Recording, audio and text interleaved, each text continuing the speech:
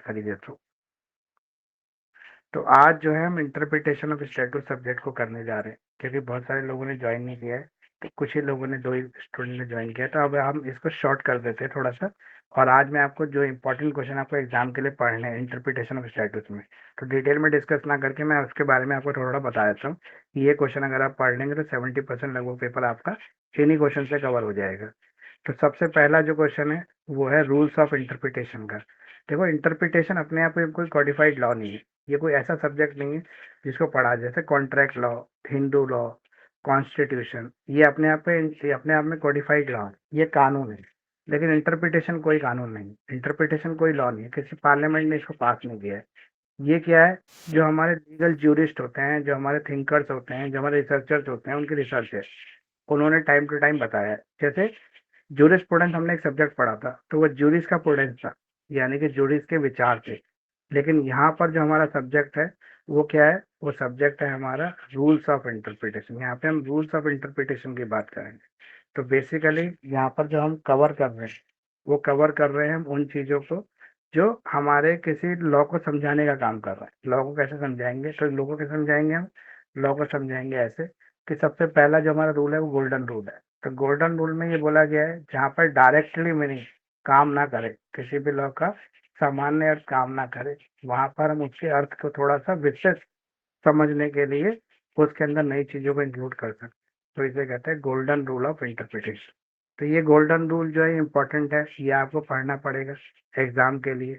इसके अलावा एक और रूल है आपका लिटरल मीनिंग, जो है लिटरल रूल जो है वो भी इम्पोर्टेंट है। मिस्चीफ रूल, ये तीनों रूल जो है इम्पोर्टेंट है, मिस्चीफ, लिटरल और गोल्डन रूल, ये आपको करना है। इसके अलावा जो हमने कॉन्स्टिट्यूशन में पढ़ा था, प्रीटेंस, सबटेंस और कल्पेबल लेजिस्लेशन, ये भी इम्पोर्टेंट है, ये भी एग्जाम में पूछा जाता है, 10 मार्क्स में पूछ सकता है। लेकिन ये जो रूल्स मैंने 3 रूल बताए हैं आपको, ये रूल आपका 20 मार्क्स में पूछता है।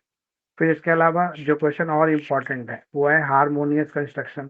What is harmonious construction, harmonious construction होती क्या है, किस चीज को हम हारमोनियस कंस्ट्रक्शन कहते हैं, वो सब चीजें यहाँ पे कवर की गई।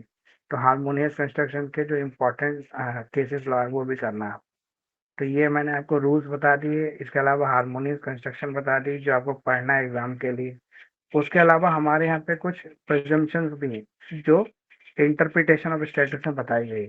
इंटरप्रिटेशन जो वर्ड है उसका मीनिंग है इंटरप्रेट करना। इंटरप्रेट मतलब अर्थ निकालना, किसी वर्ड का मीनिंग निकालना। अब मीनिंग 2 तरीके के होते हैं, एक जो जनरल मीनिंग होता है, जो डिक्शनरी मीनिंग है, जो डायरेक्ट मीनिंग कह सकते हैं, सादा अर्थ कह सकते हैं इसको, ये डायरेक्टली रिलेट करता है। और एक इनडायरेक्ट मीनिंग होता है जो ऑटोमेटिकली कवर हो जाता है उस वर्ड के साथ। अगर हम प्रिजम्पशन की बात करें, कुछ प्रिजम्पशन जो होती है, जो कुछ प्रिजम्पशंस होती है वो हमारी ये स्पेसिफिकली मेंशन करते हैं कि जैसे उसमें क्या जुरिडिक्शंस है। वो प्रिजम्पशन जुरिडिक्शंस को मेंटेन करती है कि एक कोर्ट की जुरिडिक्शंस में क्या क्या आता है। फॉर एग्जांपल जैसे टेक्सचुअल एनालाइज कर रहे हो, तो टेक्सचुअल एनालाइज कैसे करेंगे, ये हमारी जो है प्रिजम्पशन बताएगी किस चीज चीज को इस जुरिडिक्शन में कवर किया जाएगा, किस तरह से रिजॉल्व किया जाएगा डिस्प्यूटेड को, ये हमारी प्रिजम्पशन में कवर होता है। तो प्रिजम्पशन जो है किसी भी स्टैटू के ऑपरेशन में हेल्प करती है, ये हेल्प करती है कि किसी भी स्टैटू किस तरह से ऑपरेशनल वर्क करेगा। तो अगर जो प्रिजम्पशन अगेंस्ट करती है किसी भी इंटरनेशनल लॉ को, ऐसी कोई प्रिजम्पशन है जो हमारी कंट्री में है लेकिन इंटरनेशनल लॉ का वायलेशन कर रही है, तो ऐसी प्रिजम्पशन अलाउड नहीं होती। इस प्रिजम्पशन को नल एंड वॉइड माना जाता है, क्योंकि इंडिया जो है ऐसी कंट्री नहीं है जो सेल्फ सेंटर्ड कंट्री है या क्लोज्ड इकोनॉमी को फॉलो करती है। हम इंटरनेशनल लेवल पर एक इम्पोर्टेंट कैरेक्टर है, तो हम हार्मोनाइजेशन प्रिंसिपल को फॉलो करते हैं, पूरे वर्ल्ड के साथ हार्मोनाइज रिलेशन रखते हैं। तो इसलिए हम इस तरह की जो कॉन्ट्राडिक्टरी लॉ होते हैं उनको एप्लीकेबल नहीं करते। तो ये आपका इम्पोर्टेंट टॉपिक कुछ मैंने बताया। इसके अलावा और भी इम्पोर्टेंट टॉपिक है, जैसे आपका लैटिन मैक्सिम, कई लैटिन मैक्सिम भी पूछ लेते हैं, जैसे रूल्स है ना, उसी तरह से लैटिन मैक्सिम भी इम्पोर्टेंट है एग्जाम के लिए। जैसे एक लैटिन मैक्सिम है, doctrine of noscitur sources. Doctrine of noscitur sources ये कहता है कि जो वर्ड जो है एक ही मीनिंग निकलता है। नॉसिटर सोर्सेज एक लेटिन फ्रेज है जो कहता है कि जो फंडामेंटल प्रिंसिपल है स्टैचुटरी इंटरप्रिटेशन है लीगल जुरिडिक्शन का, उसको यहाँ पे एक्सप्लेन किया गया। ये मानता है कोई भी स्टैटू अपने ग्रुप ऑफ वर्ड से निकला हुआ है, फ्रेसेस से निकला है, उसी के मीनिंग को वो एक्सप्लोर करता है। तो नॉसिटर सोर्सेज भी इंपॉर्टेंट है जो आपको एग्जाम के लिए पढ़ना पड़ेगा। एग्जाम में ये पूछा जाता है बार बार, और ये 20 मार्क्स में पूछ लेता है, और ये 10 मार्क्स में पूछता है। फिर एक और इम्पोर्टेंट लैटिन मैक्सिम है, एजुडम जेनरिस। एजुडम जेनरिस जो है वो क्या है, ये फंडामेंटल प्रिंसिपल है जो किसी भी स्टैट्यूट इंटरप्रिटेशन में कोड यूज करती है, किसी भी स्टैट्यू का इंटरप्रिटेशन करने के लिए, किसी भी लॉ को इंटरप्रेट उसको समझाने के लिए यूज करती है कोड, इसको जिसे कहते हैं सेम क्लास। एजुडम जेनरिस मतलब सेम क्लास। फॉर एग्जाम्पल एक लॉ ट्रैफिक वायलेशन के ऊपर बना और वो व्हीकल्स को कवर कर रहा है, व्हीकल्स मतलब 4 व्हीलर 2 व्हीलर जो रोड पे चलते हैं, तो क्या इसके अंदर हवाई जहाज इंक्लूड होगा? तो नहीं होगा क्योंकि वो हवा में उड़ रहा है। क्या इसके अंदर शिप इंक्लूड होगा? नहीं होगा। तो एजोडम प्रिंसिपल कहता है आपका सेम काइंड, सेम तरह के, सेम आइटम, उसको ये कवर करता है, तो इसे एजोडम जेनरिस कहते हैं। ये भी इंपॉर्टेंट है, 20 मार्क्स का कम से कम आंसर इस पर तैयार करना, ये 20 मार्क्स में ज्यादा पूछा जाता है। एक और है रेंडुलो सिंगुलर सिंगुलिस। ये क्या कहता है रेंडुलो सिंगुलर सिंगुलिस? ये कहता है रिफ्रेश टू ईच अदर, यानी कि rendering the singular to singular, एक सिंगुलर पर्सन को सिंगुलर पर्सन से ही कंपेयर किया जा सकता है। तो रेंडुलो सिंगुलर सिंगुलर क्या है? ये एक्सप्रेशन है एसोसिएट का, अप्रोच करता है आपके काउंटर पार्ट को और मेंटेन करता है प्रिसिशन और क्लैरिटी ऑफ इंटरप्रिटेशन। तो ये इंक्लूड करता है एक रैशनेबल मीनिंग को लिमिटेशन के साथ।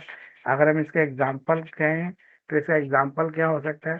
जैसे हम सिंगुलर पर्सन को सिंगुलर पर्सन से ही कंपेयर कर सकते हैं। अगर एक गाड़ी के ऊपर लॉ एप्लीकेबल है तो एक ही के ऊपर एप्लीकेबल होगा, दो के ऊपर नहीं होगा, क्योंकि वो प्लूरल हो जाएगा, तो सेंस सिंगुलर ही रहेगा।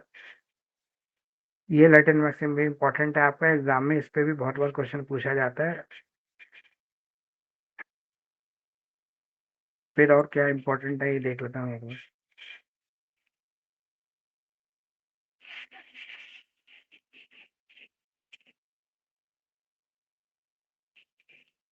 एक है आपका ये interpretation of social welfare legislation, या फिर social change through the legislation. एक ही बात है, हम लेजिस्लेशन को किस तरह से सोशली चेंज कर सकते हैं, या सोशल वेलफेयर जो है वो किस तरह से एक लीगल स्टैटू का इंटरप्रिटेशन करती है, किस तरह से हम इसके मीनिंग की तरफ जाते हैं। तो हम लीगल इंटरप्रिटेशन की बात करें तो यहाँ पर ये काम क्या कर रहा है, ये काम कर रहा है जैसे फॉर एग्जाम्पल कम्युनिटी हेल्थ की बात करें, जैसे मोहल्ला clinic, dispensary, hospital, government hospital, जो सबके लिए फ्री में इलाज देने का काम करता है, इसकी कोई पॉलिसी बना रहे हैं, तो वहां पर हम जो लॉ होगा हेल्थ पॉलिसी का, उसका इंटरप्रिटेशन सोशल वेलफेयर के मकसद से करेंगे। मतलब वहां पे उसका अर्थ हम इस तरह से निकालेंगे कि जो भला है कम्युनिटी का हो, सबका हो, किसी विशेष समुदाय का, जाति का भला हो रहा होगा, तो वो लॉ हमारा उस कंडीशन को पूरा नहीं करेगा और उस इंटरप्रिटेशन को के लिए अधूरा रह जाएगा।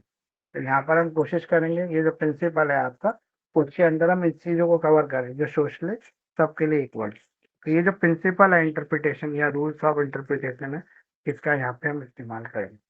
ठीक है, ये हमारा जो है ना इंटरप्रिटेशन ऑफ स्टैट्यूट, उसके सिलेबस को कवर करता है और ये इंपॉर्टेंट क्वेश्चन है, एग्जाम में भी जनरली पूछा जा रहा है। फिर है आपका और कौन सा इंपॉर्टेंट क्वेश्चन हो सकता है वो देख लेते हैं एक बार।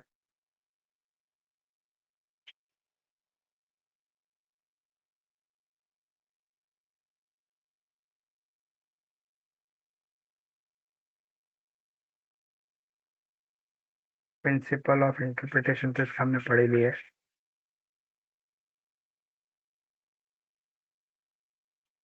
किसी भी टैक्स का स्टैटू है, फॉर एग्जांपल हमारे यहाँ पे दो तरह के टैक्सेस की बात की गई है इंडिया के अंदर, डायरेक्ट टैक्सेस और इनडायरेक्ट टैक्सेस।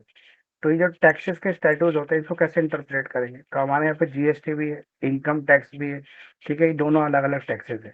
जो डायरेक्टली इनकम पे एप्लीकेबल होते हैं उसे हम इनकम टैक्स कहते हैं, लेकिन जीएसटी एक तरह से इनडायरेक्ट टैक्स है, जो वसूलता कोई और है और उसकी पेमेंट कोई और करता है। जब कस्टमर दुकान पे जाता है लेने के लिए सामान, तो उससे दुकानदार टैक्स लेता है, लेकिन दुकानदार की रिस्पॉन्सिबिलिटी वो सरकार को जमा करे, यानी कि वो व्यक्ति जो सामान खरीद रहा है उसकी रिस्पॉन्सिबिलिटी नहीं है वो टैक्स सरकार के पास चला जाए, उसकी रिस्पॉन्सिबिलिटी केवल इतनी है कि वो दुकानदार को पेमेंट करे, दुकानदार उस टैक्स को सरकार तक पहुंचाने का काम करता है।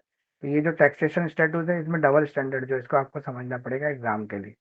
इसके अलावा जो आपका ये होते हैं ना aids of construction, internal aids, किसी भी रूल्स के अंदर जब हम इंटरनली एड को ढूंढते हैं, जैसे टाइटल, टाइटल हमें हेल्प करता है समझने के लिए कि वो स्टैटू क्या है, उससे जुड़ा प्रेम्बल, प्रेम्बल भी हेल्प करता है हमें।